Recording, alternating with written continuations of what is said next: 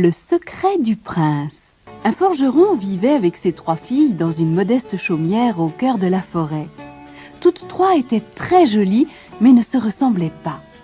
Barbotine, l'aînée, avait la chevelure brune et le teint pâle. Claire, la deuxième, resplendissait sous ses boucles blondes.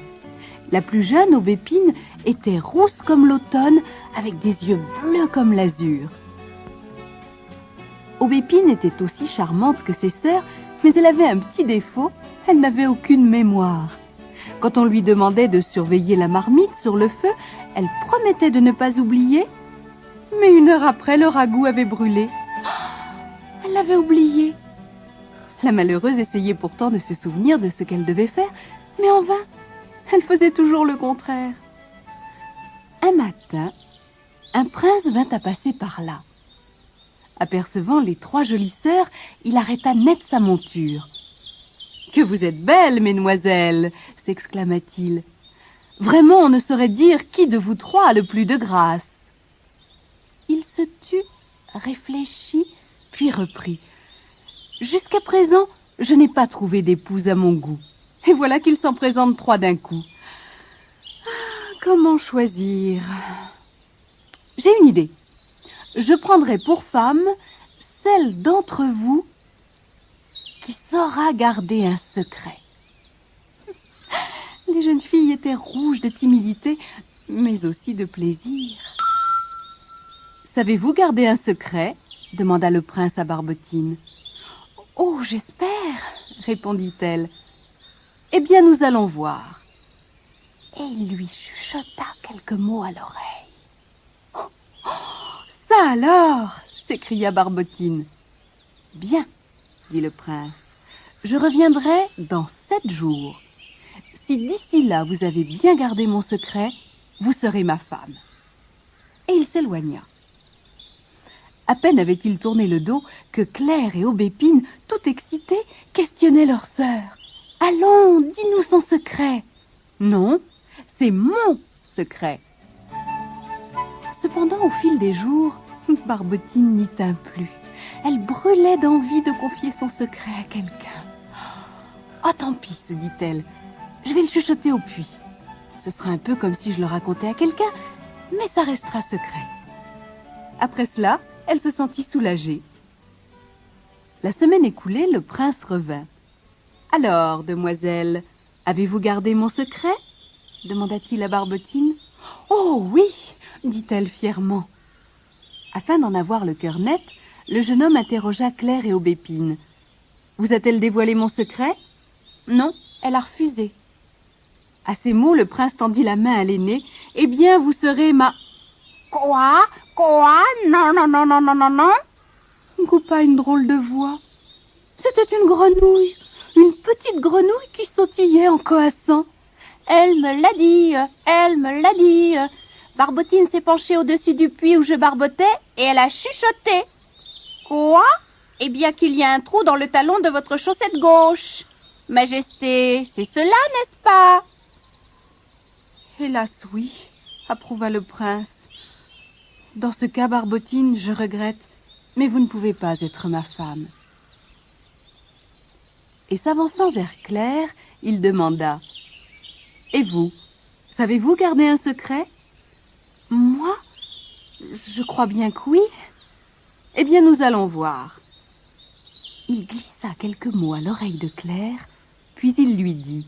« Si vous gardez ce secret pendant 1 semaine, vous deviendrez princesse. » Dès qu'il eut disparu, Barbotine et Aubépine voulurent être de la confidence. Mais Claire se refusa à dire quoi que ce soit. Cependant, plus le temps passait, plus il lui était difficile de garder le secret.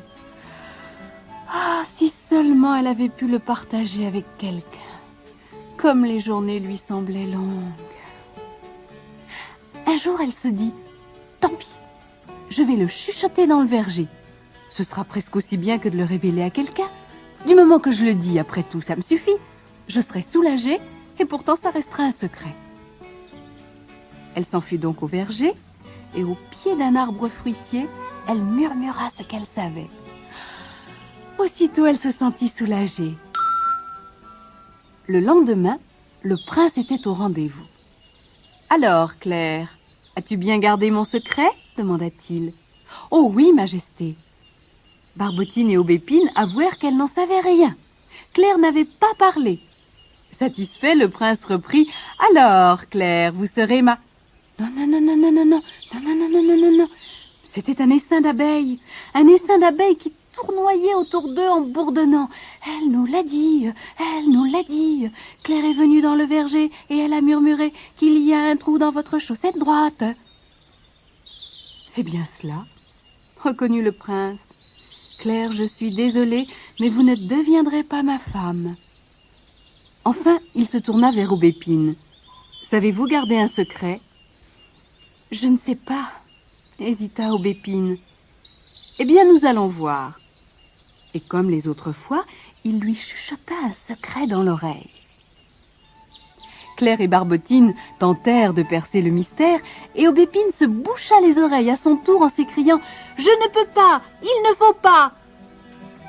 Mais contrairement aux autres, Aubépine n'avait aucune mémoire et quelques heures après, elle avait complètement oublié le secret du prince. Elle en fut toute triste et essaya inlassablement de s'en souvenir. Mais elle avait beau se creuser la tête, elle ne le retrouvait pas. À peine les paroles du prince étaient-elles rentrées par une de ses oreilles qu'elles étaient sorties par l'autre. Et lorsque le 7e jour arriva, le prince lui demanda comme aux autres « Avez-vous gardé mon secret ?»« Hélas non, je ne l'ai pas gardé, je l'ai perdu. Oublié. »« Oublié ?» s'exclama le jeune homme. « Sapristi, je n'ai jamais vu ça, comme c'est bizarre !» Il dévisagea la jeune fille.